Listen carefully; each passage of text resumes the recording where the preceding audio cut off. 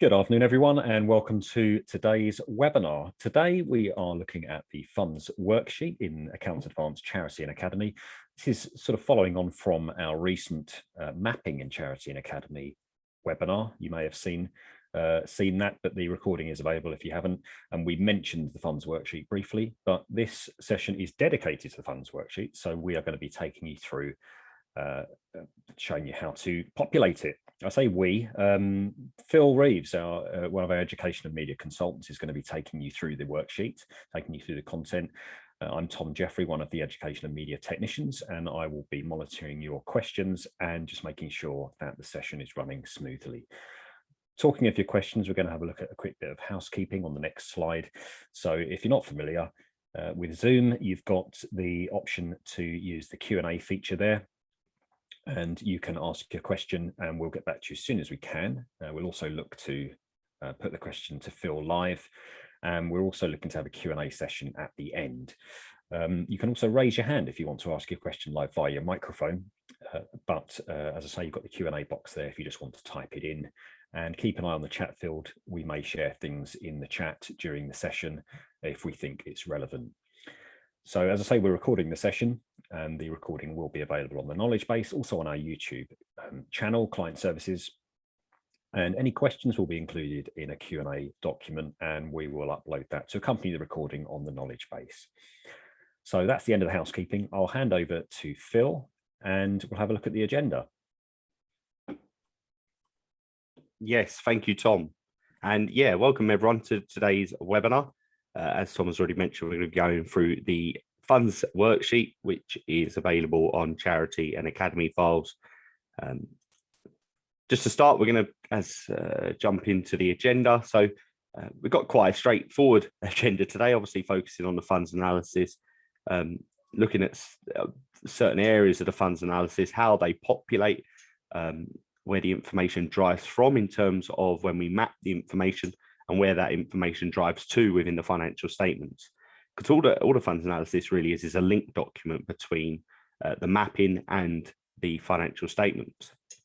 Now, before we start, what is the funds analysis? The funds analysis is essentially a worksheet that is provided to allocate certain resources by fund type. So there, we're going to see the different types of resources that we can allocate within the funds analysis. If I just press, there are 5 main sections that you can see on the screen.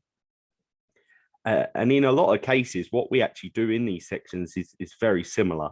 As I say, it's just allocating out information mainly between the 3 main fund types of endowment funds, restricted funds, and unrestricted funds. Obviously, in some instances in Academy files, you have a restricted funds class 2 as well. The funds analysis is important. Or the order of which we complete the funds analysis is important because of the fact, as I said already, it drives into the financial statement. So we need to make sure we work through the funds analysis before we look to complete the financial statements. It's also important that we have the funds analysis open at any point that we're working on the financial statements, obviously just to make sure that when we make those changes, they drive through from the mapping into the accounts. So if you make a change in the mapping, you always go into the funds analysis and then into the financial statements. We are also going to, as I mentioned, look at specialized sections, non-controlling interest and taxation. These areas are more are specialized in the fact that they aren't always on the funds analysis. They will only be triggered in certain circumstances, and we'll see what instance they get triggered in, and also what we need to do within the funds analysis to resolve any or to complete the non-controlling interest and taxation sections. So that's enough of PowerPoint. No one wants to sit and look at a PowerPoint presentation. So what we're going to do is just quickly jump into a CaseWare file and just explain firstly how we would be able to get to the funds analysis. Now, I'm sure you're all aware of the navigation within the Charity and Academy template, but just to highlight for those that are new to the template, you can access funds analysis from the document manager, or as you're working through CaseWare, you can access it via the funds section on the general information tab of the wizard. So within general information, we have the funds section. we've already seen within the last webinar. If you haven't seen it, you'll see about how we set the charitable activities and the income and expenditure types. Underneath that, we have the funds analysis workings section, which provides a little bit more information, and we can click here to open this document. Obviously, as we can see, I've already got the funds analysis worksheet open. Now, within the funds analysis worksheet, there are, as I've already shown, there are 5 main sections that we need to, or that we're going to talk about today: pension reserves, expenditure on charitable activities, trading accounts, statement of movement in funds, and the analysis of net assets. Just to highlight some of the functionality within the funds analysis, as you can see at the moment, I've collapsed all the folders, but I can choose to expand them all, which just expands everything within the funds analysis, all the folders, all the subfolders. And if I want to, again, I can collapse all of those, and that collapses everything. Makes it a lot more neat and tidy when you're trying to explain the different sections within this webinar. There's also the option, if I just jumped quickly into the expenditure on charitable activities, we'll highlight the options within here in a bit more detail in a moment. But if I wanted to just show the rows that are actually going to include in figures, I can go to the View tab and I can deselect the option for skip text. And you can see that just collapses all of those blue rows and only shows those that are relevant for this entity. In this instance, I want to show those just so that we get a full range of the different options within the funds analysis worksheet. So to start, we're just going to focus on the pension reserve fund type. If I expand this section, it is pretty straightforward. So all we're simply doing is allocating the pension reserves to either the restricted fund type, the unrestricted fund type, or the restricted fund type. The section below would only need to be completed where we have mapped a figure to the H03.1 codes. So if I was just to jump back into our working papers, go into our assigned mapping screen, you need to make sure to pull this area through that you've got a figure mapped to one of the 3 map codes highlighted. H03.11 for the scheme 1, H03.12 for scheme 2, and H03.13 for scheme 3. And it provided that we've got a figure mapped to these, all we would simply need to do within our funds analysis worksheet is allocate the appropriate fund type to restricted, unrestricted, or both. Both obviously meaning that we would manually allocate out the figure between restricted and unrestricted. Now, if I select, as I have here, selected unrestricted, if I go down to our statement of movement in funds, just jump through a few sections just for a moment, go down to our general fund section, we can see the pension reserves will appear within the brought forward section here. So that is calculated as part of the total unrestricted funds for this period. Now, obviously, if I was just quickly to adjust that to be on the restricted side, then scroll back down quickly, you can see that's disappeared straight away. And if I scroll down further, that's now within our restricted funds section. Just something to be aware of. That information will filter through from the first part of the funds analysis into section number 4. And then in terms of the accounts, having a item mapped to the pension reserves H03 codes will automatically automatically trigger within CaseWare a pension commitments note, which obviously we can use the question mark icon to populate. And it'll also appear within our statement of funds. So I've mapped that to general funds. We can see pension reserves 25,000 will appear. And again, that's just being driven from the funds analysis worksheet. So the first section, pretty straightforward. There's not too much we can do on there. Just collapse that one as well. So we can look at expenditure on charitable activities. Now, the expenditure on charitable activities is about, again, that allocation process. But rather than allocating between fund types, we're actually allocating information between charitable activities. So we're allocating any figures that are mapped to Y6F for direct cost fundraising, Y6G for direct costs or direct governance costs, and then Y7F for any support fundraising costs, and Y7G for any support governance costs. So it does highlight it here at the top. I should have just highlighted that. This table we're looking at specifically is for the direct costs. So what we've got here is a figure of 12,267. Now, if at any point you're wondering, where has CaseWare pulled this figure from? We've got a very useful column on the right-hand side, which will essentially tell us the map number that is driving into this row. So if I was to go again, jump back into my working papers, go back into my mapping, and just search Y6F, we can see Y6F 12,266.53 is assigned here. And obviously, in turn, that figure will round up within our funds analysis. And therefore, we end up with 12,267.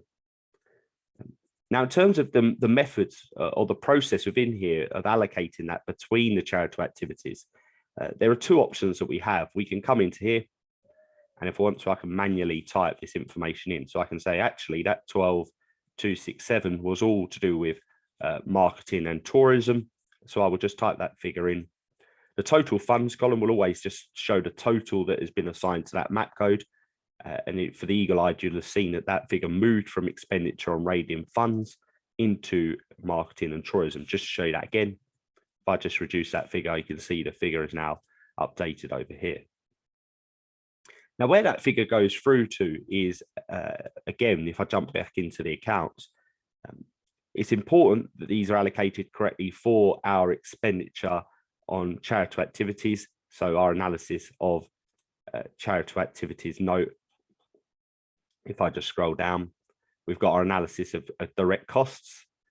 And if I scroll, you can see we've got our 6,000 fundraising costs. Again, that is all that it's doing is pulling that information from the section of the funds analysis. So 6,000 here, we just remove that, chuck the 6,000 within high street development, and we'll see within our accounts that that figure will move accordingly across to the next column. So for our high street developments.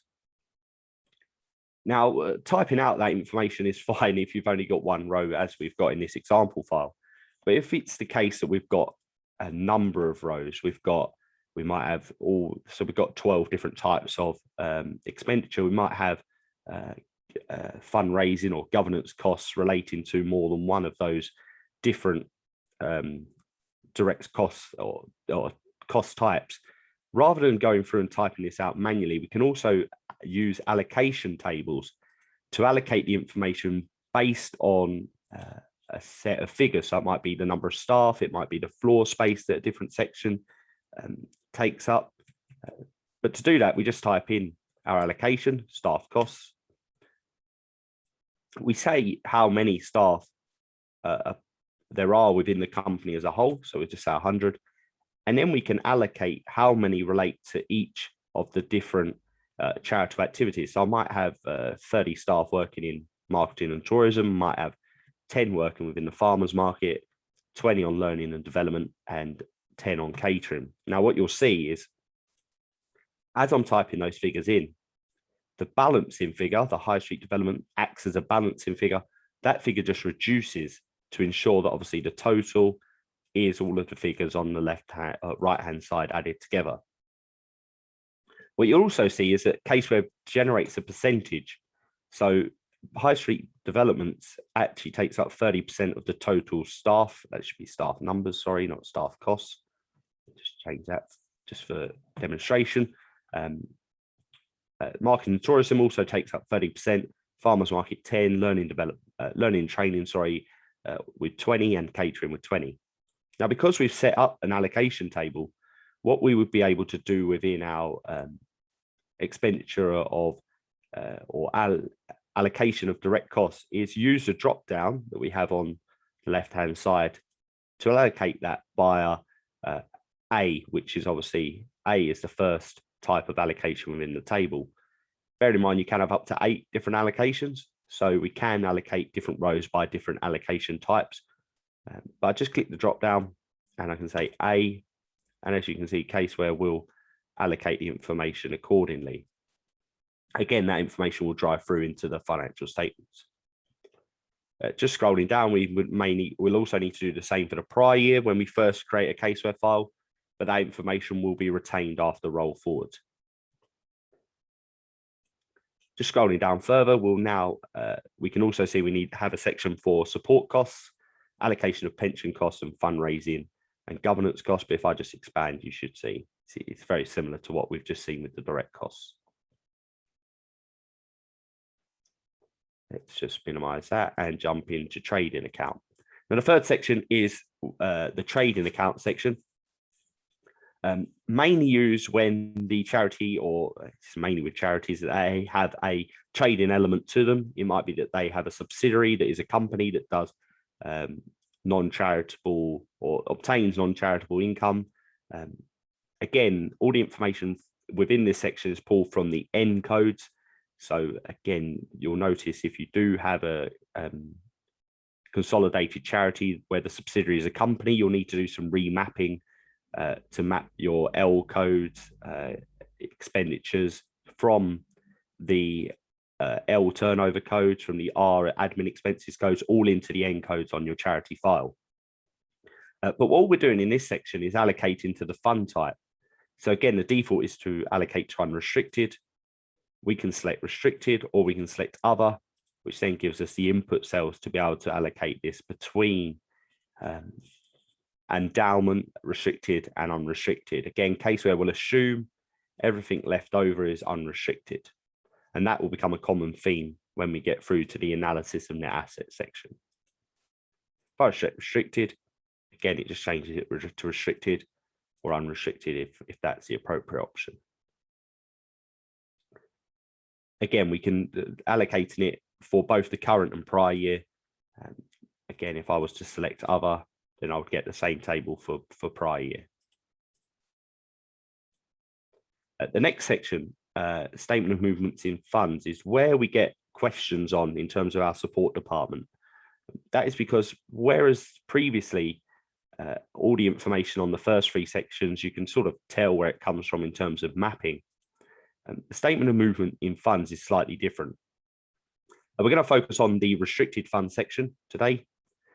It's the section I haven't allocated that information, but as we saw within the previous webinar, the one for the mapping, the brought forward figures will pull through from the mapping within the J codes, so J02.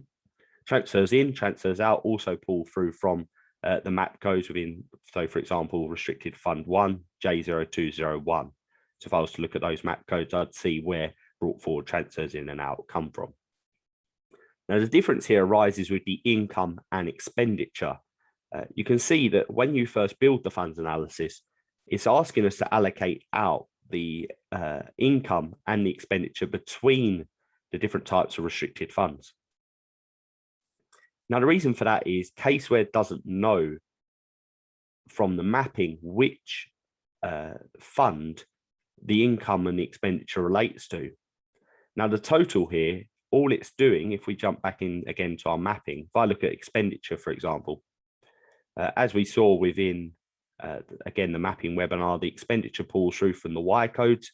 And all CaseWare is doing is simply looking at all of these Y codes and finding the codes that end, or finding the figures that have that have been mapped to a code that ends in 02. So if we open up, I don't know, Y61, there's a figure here, and we've got, so that's on restricted funds. That makes up part of the expenditure that's related to restricted funds. So all CaseWare is doing is adding up all of those codes, all the figures that are on codes ending with 02, and popping them into this expenditure total here. Just to highlight again how we can view what figures make up those restricted fund expenditures. I've created a lead schedule. Again, you guys can create lead sheets or automatic documents to show this information. If you want some guidance on that, then please feel free to drop that in the chat. But as we can see, all of these codes together, they're all on Y codes. Add them all together, all end in 02, gets us to 617870, which is the same figure we have within our expenditure column. So all we really need to do is use the input cells here to allocate this information out between the different fund types. So I can go, okay, so 300,000 was the income for restricted fund 1. You can see that figure is now reduced because we're getting closer to our total. I can say, okay, so the rest is to restricted fund 2. That clears the difference on this column. And then I can do the same for the second column. So 34200.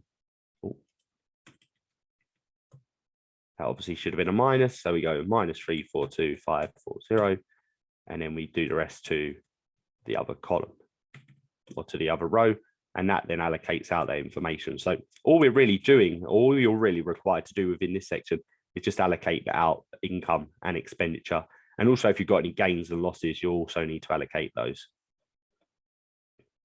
The final section of the funds analysis that we need to look at, again, is very similar to our trading account. We simply need to allocate the analysis of net assets between restricted, unrestricted, endowment, and restricted funds class 2. So the total funds is just looking at, for example, if we look at creditors, it's looking at the total of the D codes. So again, jumping into our mapping. If I go to the D code, you can see quite conveniently on this file, everything is attached to other creditors. So it's nice and easy for us to see, but we've got 32,983.70. Obviously that will round up, which is why the figure is pulling through as 32,984 within this section.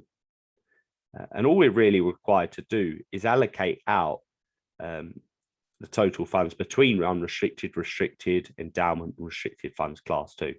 Again, simply by typing the information into the input cells. Now, this information and the information in the statement of movement in funds will simply drive into the appropriate notes within the accounts. So again, just to highlight that, statement of funds drives into, or the statement of movement in funds drives into the statement of funds note and the summary of funds note. So we can see the two figures are typed in. And the analysis from net assets drives into this note. So that figure I allocated to current assets, the 104,694 is just the figure I typed in here.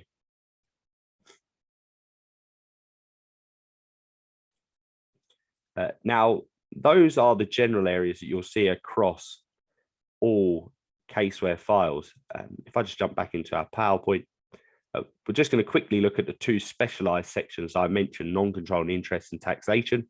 We're going to highlight these in too much detail, just going to let you know what prompts them and how, and just show you what they look like. So if we start with our non-controlling interest, to pull through that non-controlling interest section, again, more likely for consolidated charities, you just need to make sure we've got something allocated to the X91 code, so X91010001. The minute I put a figure on here, let's put it within, just put 1 in for now. Then what we'll see within our funds analysis is that it triggers the section non-controlling interest. So I can expand this, and essentially what it's requiring us to do is allocate the element of the movement in funds that is relevant to the parent, and also to allocate any net income between the parent and the non-controlling interest. So between the parent charity and the non-controlling interest, simply by using the input cells that we've got provided on this table. Again, I'm not going to sit and type in cells because I'm sure we've got an idea of how to type a figure into an input cell. Jumping back into our accounts, into our working papers, just looking at the taxation section again, the minute you've got a figure attached to the W01.01.00.01 or any W code within your charity file, that will prompt the taxation section to appear within the funds analysis. So I just put a 5 onto there again, just to prompt it. Obviously, I assume it'll be a lot higher. This sort of section would be, again, more likely in consolidated charities between a charity and a company. But we can see, if I just close that section and that section, we've now got 7 sections of our funds analysis. Number 4 would be taxation.